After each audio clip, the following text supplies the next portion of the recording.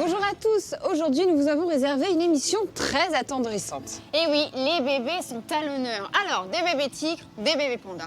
Des bébés fourmiliers et des chiots, bien sûr. C'est très mignon, vous allez voir. Mignon, mignon.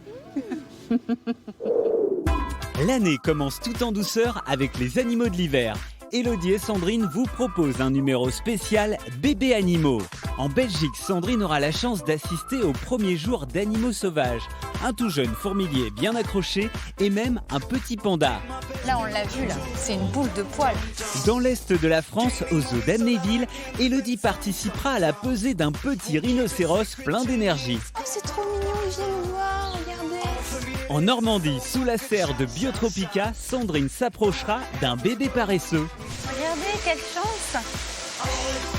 Et pour compléter ce tableau craquant, Élodie et Sandrine nous feront découvrir des chiots plus mignons les uns que les autres. Direction la Belgique, Sandrine se rend près de Bruxelles au parc animalier Paradisa. Je suis enfin arrivée en Chine. Long voyage, hein. Un miracle s'y est produit. La Belgique est le 3e pays à offrir un bébé panda géant à l'Europe. Tania, bonjour. Bonjour. Je suis ravie d'être à vos côtés. Alors, beaucoup de gens vous envient vraiment, hein, parce que vous êtes un peu la deuxième maman du bébé panda qui est né ici. C'est vrai, je pense que j'ai vraiment beaucoup de chance de pouvoir participer à ce projet. Il est né il y a combien de temps exactement? Il a 100 jours.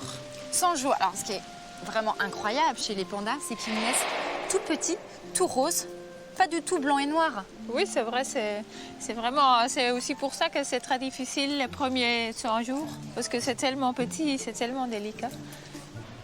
Combien de temps a duré la gestation? Elle était assez vite, parce que normalement, la plupart des pandas, c'est 4-5 mois à peu près. Mais elle, c'était 3 mois et demi. Et vous l'avez laissée avec la maman? C'est elle qui s'en est occupée? Oui, c'est une maman superbe. On l'a juste pris à la naissance pour voir si tout allait bien. Et elle n'a rien dit? Après, on peut lui redonner ou vous... Oui, il n'y a pas de problème. Elle ne sent pas votre odeur sur le petit? Oui, elle nous connaît aussi, mais on avait un expert de Chine qui a l'habitude de faire ça. Et à part ça, on prend seulement le bébé une fois par jour pour peser, pour contrôler qu'il n'a pas de blessures. Et à part ça, il est tout le temps avec la maman. Qu'il prend du poids. Là, on l'a vu, là. C'est une boule de poils. Oui, il pèse déjà plus que 6 kilos. Il essaie de se déplacer. C'est compliqué pour lui, hein. Oui, il essaye de se mettre sur les 4 pattes, mais ça ne marche pas encore toujours. Alors, il tombe chaque fois. Oui. Alors, la femelle, c'est Hao Hao, c'est bien ça? Oui. Et le mâle? C'est Xinghui. Xinghui. Ouais. Et du coup, ce bébé, comment il s'appelle? Aujourd'hui, c'était son baptême. Oui, aujourd'hui, c'est Tianbao. Tianbao. Ouais. Trésor du ciel. Trésor du ciel, ben voilà, il est tombé du ciel. Parce que la reproduction des pandas, elle est quand même très compliquée, hein. Oui, c'est une fois par an. C'est vraiment un tout petit moment que la quoi, femelle elle est en 3 chaleur. jours, non, c'est ça? Oui, c'est entre 2 et 5 jours. C'est incroyable parce que quand on voit cette maman panda, cette femelle, avec ce tout petit bébé rose dans les bras, c'est juste impensable même. On se dit mais c'est pas possible. Oui. Et on a eu beaucoup de chance parce que c'est toujours la question, quand c'est la première fois qu'ils ont un bébé, est-ce qu'ils vont s'en occuper, ils vont savoir comment. Ouais. Mais elle s'est retournée tout de suite, elle l'a pris tout de suite dans sa bouche et elle a commencé à le lécher. C'était génial.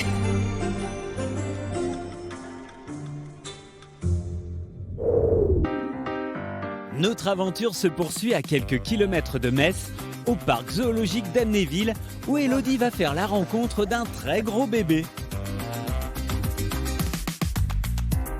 À 1 mois, ce petit déborde d'énergie. Shango est le dernier des rhinocéros blancs nés dans ce parc. Il fait la fierté de Grégory, son soigneur, car cet heureux événement est très rare en captivité, n'est-ce pas? Oui, effectivement, oui. On n'a pas énormément qui naissent chaque année. Ouais. Et nous, à Amnéville, c'est le premier qu'on a. Oui. Vous devez être vraiment fiers, hein? Oui, on est très fiers, oui. Comment vous avez procédé pour que cette belle maman fasse ce beau bébé? On prélève des crottes et on fait des prises de sang pour suivre les cycles des femelles. Et en fait, on alterne régulièrement les femelles qui sont avec le mâle en fonction de leur cycle pour qu'ils puissent s'accoupler avec un maximum de femelles au moment opportun. Et combien de temps dure la gestation? Alors, la gestation, elle dure 17 mois. Ah, c'est long, hein? Il faut être patient. Et ça a pris du temps? La mise bas? Oui. 4 minutes. 4 minutes? Ouais. C'est gros quand même. Elle a perdu les os à 7h33. Oui. Et le petit a commencé à sortir à 8h10. À 8h14, il était sorti le matin. Oui. Ça va vite, hein. Il a mis 40 minutes à se lever. Là, il a 1 mois, il était bien plus petit. Il faisait combien de kilos à la naissance? 50 kilos à peu près? Les petits rhinos font entre 40 et 60 kilos. On n'a pas pu le peser, bien évidemment, tout de suite à la naissance, donc il devait faire une 50aine de kilos.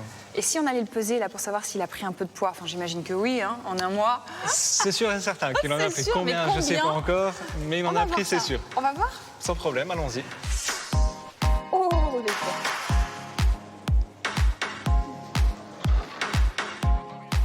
Comment ça va se dérouler exactement? Moi, je vais appeler la maman qui va venir avec la luzerne. C'est la récompense. Oui. Comment elle s'appelle la maman? Ekao. Viens, Ekao, viens. C'est Shango qui pointe son bout du nez. Mais il vient pas quand même, hein. Il attend maman. Hein. Bah tu viens? Eh bien, madame. Oh, c'est trop mignon, il vient nous voir, regardez. Oh, c'est chou. Ah, voilà la maman. Oui, ben... Oh là, c'est pas la même histoire, elle arrive comme une... Je pense qu'elle s'était pas rendu compte qu'il était sorti, là, surtout. Oh, ma belle. Après, elle a l'habitude, donc elle grimpe assez facilement sur la balance. Allez. Alors attention, le poids, regardez. Elle fait 1446. Voilà. À te juger. Alors le petit, est-ce qu'il va venir? Allez, bonhomme, viens. Il est curieux, il est mignon. Il fait combien de kilos alors exactement? 140 kilos, ouais. 140 kilos. 140 kilos pour le petit. C'est ça. Bon, mais il a bien grandi. Hein. Il vous fait confiance. Eh ben attendez, ça y est là. Nous avons la confirmation. Ah, c'est bien, mon petit. 134 kilos. C'est bien, là, on est dans les bien, cordes, ça. ouais. Oh, regardez comme c'est mignon. Ah, il faut qu'on lui gratte les fesses. Ah, c'est meilleur, là. C'est l'intérieur de la cuisse, c'est le péché mignon des rhinocéros. Non, mais regardez, il nous montre les fesses quand même. Grégory, merci beaucoup. Il n'y a pas de quoi, c'est avec plaisir. Merci de m'avoir permis de toucher les petites fesses de Shango. C'était très sympa. J'oublierai pas ce moment-là et qu'ils grandissent bien. Au revoir, Shango. On va tout faire pour. Au revoir, Nkao. Sandrine continue d'explorer les différents univers de Paradisa. Dernièrement, les naissances ont été nombreuses et le parc s'est transformé en véritable nursery, et cela pour notre plus grand plaisir. Allons à la rencontre des petits du parc. Zèbres, potamochères, fourmiliers, pandarous, il y en a plein partout.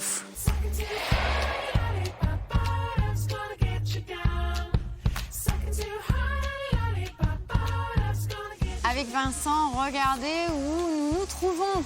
Avec le pandarou. Salut toi. On est chez eux, alors il y a un couple avec 2 petits.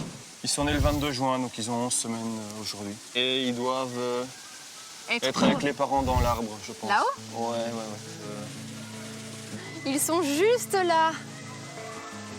Avec leur maman, on dirait des petits chats. Ils sont trop mignons, j'adore. Allez, viens, Youchou. Non mais regardez comme c'est trop mignon. Est-ce que les parents s'occupent bien des petits? Ils restent tout le temps avec leur maman, là? Ici, on va les laisser plus ou moins une dizaine de mois pour permettre aux parents de se réaccoupler. Et le père dans tout ça, le mâle, qu'est-ce qu'il fait, lui? Ben, Parce qu'il aime bien se nourrir, là, ouais, mais après... Le mâle, ben, il n'a pas trop voix au chapitre une fois que les petits sont là. Même une fois que la femelle est gestante, elle va vraiment écarter le mâle de sa vie. Ouais, exactement. Ah, il se fait donc rejeter, le c'est pauvre. ouais. Il y a de l'interaction entre les petits? Ils jouent ensemble? Pour l'instant, j'ai pas trop pu voir ça. Maintenant, évidemment, quand ils vont commencer à voyager dans l'enclos, je pense qu'ils vont commencer à bien jouer ensemble. Après les pandarous, Sandrine rejoint Karine dans l'enclos des fourmiliers. Je vous présente Rojo et son magnifique bébé. Il a quel âge? Il a 4 mois. Et alors, il dort comme ça, toujours sur sa maman? Souvent, en fait, c'est une façon de se rassurer. Maintenant, il commence beaucoup plus à descendre à côté, à manger la nourriture qu'elle mange aussi. Mais ça reste le comportement du bébé, je monte sur le dos. Jusqu'à quel âge il va rester sur son dos? Là, d'ici 1 mois ou 2, il va arrêter. Et là, il est paisible, hein. Il ferme les yeux, il dort. Ouais. Il en a de la chance, là, d'être tranquille comme ça. Alors là... Ah, bah salut, toi. T'es qui, toi? Carlos. C'est Tapir, c'est le Tapir, Carlos. Qu'est-ce qu'il y a là? Merci, chérie. J'adore cet animal. Carlos pique la vedette à Rojo. Et Gaëlle, t'en as juste un derrière toi aussi, là. Dolores, la C'est femelle. Dolores, c'est Voilà. une petite femelle qui aime bien tes fesses. Oui, mais non, Dolo, c'est pas le moment, chérie. Ah, mais qu'est-ce qu'elle fait, là? Elle se couche. Ah, ouais, d'accord. Ah, mais ça, c'est Dolores, voilà. Ah ouais, en fait, elle veut des gratouilles. Ah oui. Mais c'est parce qu'elle te connaît, donc du coup, tu leur fais souvent des gratouilles? Non, c'est qu'ils adorent ça. Ou alors, Dolores, non mais Tu nous arranges pas pour le tournage, mais... Il y a Rojo qui revient quand même, qui dit « Eh oh, on était en train de parler de moi là !» On peut voir que Rojo a de grosses griffes. Hein. Ouais. Ça, c'est pour aller déterrer les termitières? Oui, pour aller les casser, pour accéder plus facilement aux galeries et y glisser la langue qu'ils ont en fait. Ils ont un long museau comme ça, assez long. Et la langue qui est à l'intérieur peut faire jusqu'à 60 cm et elle est enduite d'une genre de salive très collante. Et ça permet de coller les fourmis, les termites quand ils vont dans la termitière et donc ressortir et les manger. Salut Rojo et Milo alors. Ouais. Et Dolores, hein, puisqu'elle est avec nous là. Eh ben oui. Et Carlos et tous les autres amis. C'est ça. En Auvergne, au parc animalier du Pal, la cigogne aussi est passée. Elle y a déposé 4 petits chiens des buissons. Salut Nila. Salut. Ça va Nila? Bien, bonjour. Bon alors là, les chiens du buisson sont juste à l'intérieur, ils ont été séparés de la maman et on va pouvoir intervenir pour faire un petit check-up. Voilà, ils sont âgés de 2 mois, hâte de les voir. Alors c'est parti. Salut!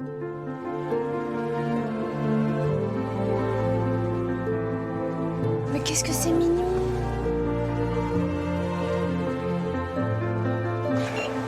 Ok pour lui.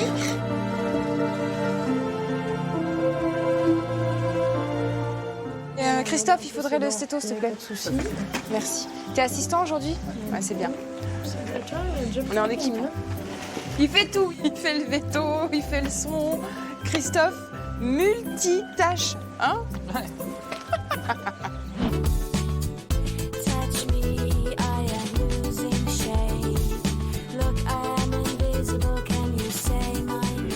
Donc là, nous avons laissé les bébés chiens des buissons tranquilles parce qu'ils ont été assez manipulés. Et alors, comment s'est passée cette 3e visite?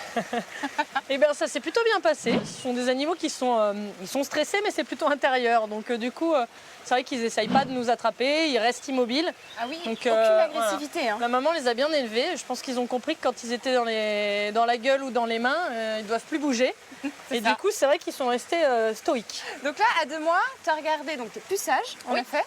Tout à fait. Le poids, qu'est-ce que tu as vérifié d'autre? Donc le poids, on l'avait déjà regardé au tout début parce que c'est une première gestation et c'est une première mise bas de la femelle. Donc on voulait vérifier qu'au niveau de l'état d'embonpoint, on était pas mal. Puis ça nous donne des repères pour la suite. Et tu as vérifié aussi les pattes, hein, parce que pourquoi elles sont palmées déjà? Alors elles sont, il y a une petite membrane en fait, comme ce sont des animaux semi-aquatiques. Du coup, ils ont besoin de pouvoir, comme ils plongent et ils nagent, ils ont besoin de cette membrane-là. Ça ressemble aux loutres, hein, étrangement. Hein. Il y a un petit peu de ça, oui. On ne sait pas trop si c'est un chien, un renard, une loutre, mais c'est bien un canidé. Non, pas un ours. Mais c'est bien un canidé, quoi. Tout à fait. Ils ont un pelage tout marron, tout foncé, là. Est-ce qu'il va évoluer, ce pelage? Oui, tout à fait. Donc là, c'est leur pelage juvénile, donc de bébé, hein, évidemment. Et donc là, on a déjà remarqué avec Nila, en les manipulant, qu'ils commencent déjà à s'éclaircir sur certains endroits. Donc ils deviendront en effet un peu plus comme les parents avec le bout de la queue brun. Et puis par contre le reste du corps tirant un peu plus sur le rouge, beaucoup plus clair. Doré, quoi. Oui. Voilà. Parce que ces chiens des buissons, chiens des bois en fait, ils se cachent dans la nature, dans les bois pour survivre. Donc leur habitat exactement, ce sont les forêts, les marécages. Donc comme ils sont semi-aquatiques, ils ont de l'eau dans leur environnement. Mais c'est vrai que principalement ce sont des animaux qui vivent dans les forêts. Bon bah merci en tout cas pour toutes ces explications.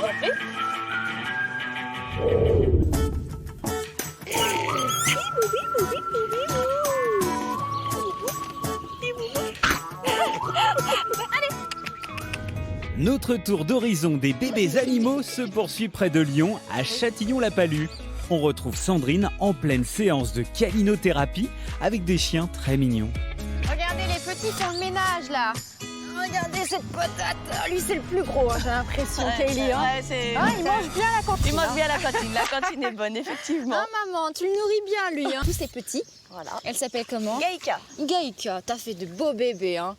Ils sont super mignons. Ils ont quel âge? Ils ont 7 semaines. Maman, elle fait sa vie. Ouais, elle fait sa vie, elle est tranquille. Hop, de temps en temps, un petit coup au chiot, mais elle a bien compris déjà que la séparation, ça y est. Elle les a éduqués, ces petits? Elle va leur apprendre les codes de communication. Dès que justement ils commencent à trop se chamailler ou quoi que ce soit quand ils sont plus jeunes, elle va venir donner des petits coups de nez. C'est pour ça que c'est important, nous, derrière, de prendre ce rôle-là et de ne pas les laisser faire ce qu'ils veulent. Ça, c'est important, de mettre des règles, en fait. C'est une race qui est relativement souple à éduquer, puisqu'elle est très proche de nous. Donc c'est facile. Gaïka! Gaïka, apporte. Gaïka. Eh ben, je vais avec toi, Gaëlle. Regardez ça, là. Oh, regardez cette petite boule de poils. Non, ils sont tous sur moi. Non, mais qu'est-ce que c'est que cette histoire? Quel est le caractère de ce chien, le labrador? C'est un caractère très pot de colle. Ça se voit, hein, ils sont bien collés à nous. Tout à l'heure, très joueurs, évidemment. Ça va, Gaëlle? Ah bah là, ça va bien. Pas du tout. On est dans une race qui est en même temps très malléable, c'est-à-dire qu'on va pouvoir aller dans plein de familles différentes, puisqu'on en a dans des familles typiquement normales, donc avec des enfants. On en a avec des enfants en bas âge, on en a avec des enfants parfois handicapés ou chez les chiens guides d'aveugles. On a nos chasseurs, évidemment, puisque le labrador est à la base un chien de chasse, tout à fait. Ouais, en fait, c'est un chien qui convient à tout le monde. Qui convient à tout le monde. Là, on a vu les bébés très excités, en mode jeu. Ouais. Et là, lui, il vient se poser sur moi, tranquille. En mode câlin. En mode câlin, en mode voilà, ça fait partie des différents tempéraments qu'on peut avoir. Il va jouer, mais il va venir se poser et ça va être avec nous et ça va être tranquillou. Bon, ben moi, je reste là. Voilà, un peu de soleil, une couverture, de l'herbe, on est bien. Voilà, on est bien, là, on va rester là. Ça y est, je l'ai ma sieste avec tous les petits.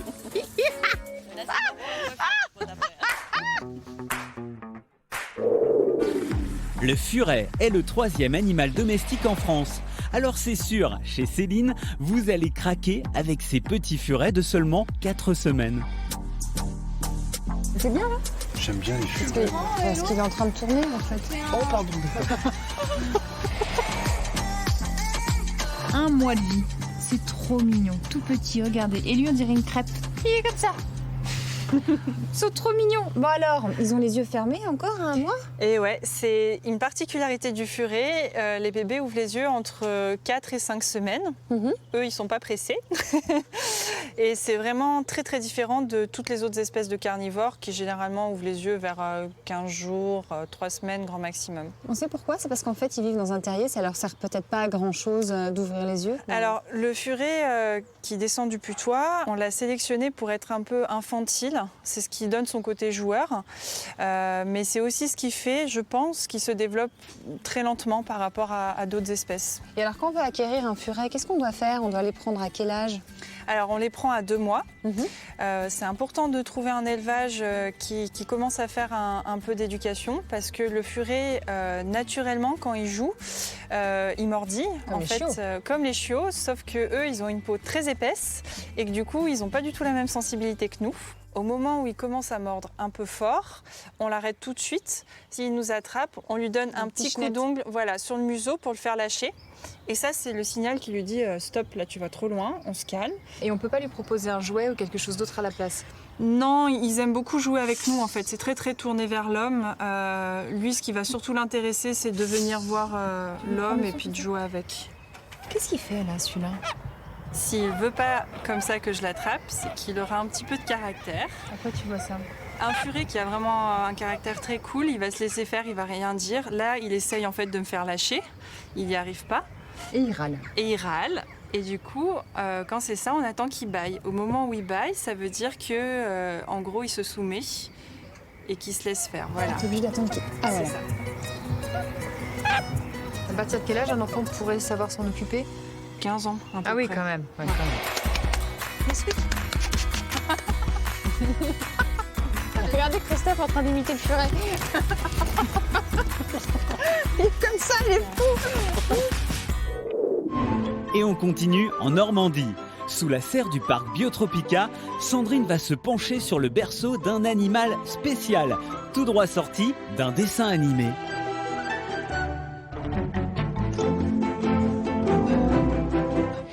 Nous voici devant l'enclos des paresseux. Alors François, ils sont juste là dans les arbres. Ils ont de la force pour rester comme ça des heures. Oui, alors ils se retrouvent en fait à avoir fermé leurs griffes autour de leurs branches préférées. Ouais. Et comme beaucoup d'animaux arboricoles, c'est une forme de sécurité absolue pour ne pas tomber parce qu'ils s'endorment. Alors là, tu as un mâle et une femelle et un petit. On a eu à Biotropica la première naissance que moi j'ai répertoriée en France depuis plus de 30 ans. Donc c'est une grande fierté. Ah ouais, génial. Le couple est arrivé il y a à peu près 1 an. Donc c'est-à-dire qu'au bout de 2 mois, l'affaire était faite, le bébé était en route. Donc c'est super. C'est un coup de foudre finalement. Coup de foudre, ouais, ça marche bien. Parce que ça dure combien de temps la gestation? La gestation dure une dizaine de mois, donc ils n'ont pas perdu de temps. Ah oui, ça a été très rapide. Et le petit reste comme ça, sur le ventre de sa maman, bien accroché. Voilà, c'est ça. C'est une question de sécurité aussi. La maman vit un peu toujours en cochon pendu, comme ça, en berceau, et le bébé vit à plat sur son ventre. Et comme les tétines sont juste sous les bras de la maman, il est vraiment super bien positionné pour téter et dormir en même temps. On peut voir qu'ils ont une petite cabane. Ils y vont tous les trois dedans ou juste un seul? C'est la petite maison du papa. Ah. Le papa passe beaucoup de temps à dormir dans sa caisse à lui. La maman a un site vraiment préféré, un peu comme dans la nature, a une grosse fourche d'un ficus et elle dort. Elle descend là, ça y est? Voilà, elle a peut-être repéré sa gamelle. Que la soigneuse a disposé récemment. Donc elle va peut-être aller voir. On va se déplacer, on va peut-être la voir se déplier complètement et manger tête en bas. Venez, je vous emmène.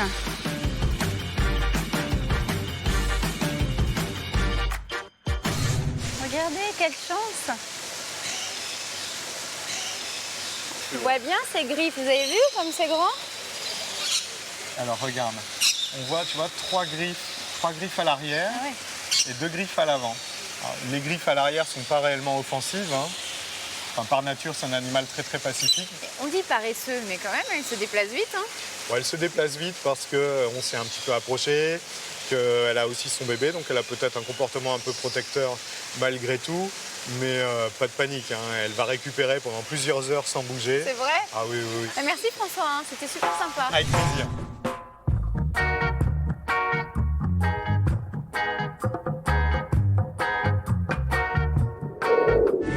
On termine en Bourgogne. Élodie est retournée sur les bancs de l'école avec de magnifiques chiots Border Collie.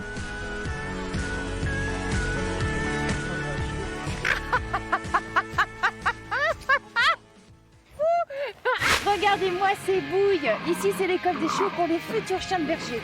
Moi, je craque en tout cas. Allez, venez. On va voir Luc. Coucou Luc. Coucou. Alors j'en ai pris un qui est sage. Il a l'air sage parce que alors ils sont bien nerveux quand même ces petits chiots. Hein. Oui, le border c'est un chien qui a du jus et qui est très mobile. Il faut tout mettre au superlatif avec le border. Hein. Donc là ils ont quel âge les chiots? 6 semaines et demie cette semaine. D'accord. Elle a 13 semaines et lui a 8 mois. Donc ici c'est un petit peu l'école des chiots pour les futurs chiens de berger. Comment ça se passe exactement? Eh bien d'abord on choisit des lignées qui travaillent au troupeau. C'est-à-dire un papa ou une maman qui est déjà au travail? Les deux. Donc, quelle que soit la race, hein, Border Collie, évidemment, c'est là qu'on a le plus de chances d'avoir un chien avec des grosses aptitudes. Mais on travaille encore avec du berger de Beauce, le Beauceron. Oui. Le Kelpie est en train de monter dans les utilisations troupeau, qui lui vient d'Australie. C'est instinctif, en fait, chez ce chien? Oui, oui, oui. Chez les lignées bergères, quelle que soit la race, c'est l'instinct qui les motive. Alors, est-ce que vous faites une sélection quand vous les voyez dans une portée? Vous vous dites, tiens, celui-là, il est bien pour travailler avec les ovins, celui-là avec les caprins, celui-là avec les oies, celui-là avec les canards? Le travail sur bovin, on choisit des chiens qui ont du répondant, il faut du caractère.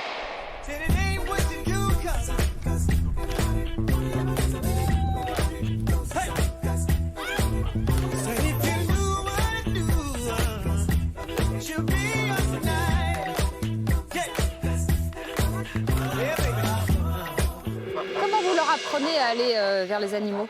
Faut qu'ils y aillent tout seuls. Ah bah regardez, ça y est, il y va. En fait, faut pas que les chiots aient peur. Si vous voulez faire un bon chien de travail, faut éviter de le mettre en situation d'échec. Merci beaucoup, Luc. Merci à vous d'être venu me voir. Et au revoir. Au revoir, et puis bah au revoir. Et à bientôt. Je le prends? Ah, le bébé s'en va. Ah bah il dit rien. Ah bah je m'en vais.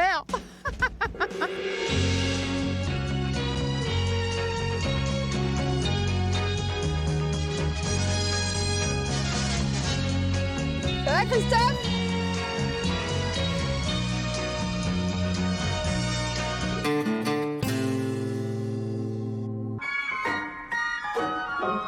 Oh, the weather Non, ça change pas devant. Et là, avec les bras, stabilité avec les bras.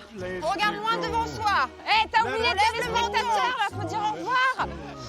Enfin, moi, j'étais partie en tant que prof, là. Et bien voilà, notre émission s'achève. Nous espérons que vous avez passé un agréable moment. en notre compagnie. Ça va, tu tiens debout? Écoute, ça va, j'essaie de me stabiliser. N'oubliez pas que vous pouvez voir ou revoir les émissions sur le site de la chaîne et nous suivre sur les réseaux sociaux. Allez, on vous dit à très bientôt. Les animaux de la 8. Bye bye. Allez, viens, on continue le cours. On y va. On fléchit. Fléchit. Elodie? Oui. Mais ils sont où? Je les vois plus. Ils sont où l'équipe? Y a tout. C'est tout. Je suis attaquée. À 2 mois et personne m'aide. Hein. Alors là, vraiment merci. Je sais même pas. Mais c'est pas une tétine, c'est mon nez. Ah! Je suis mort.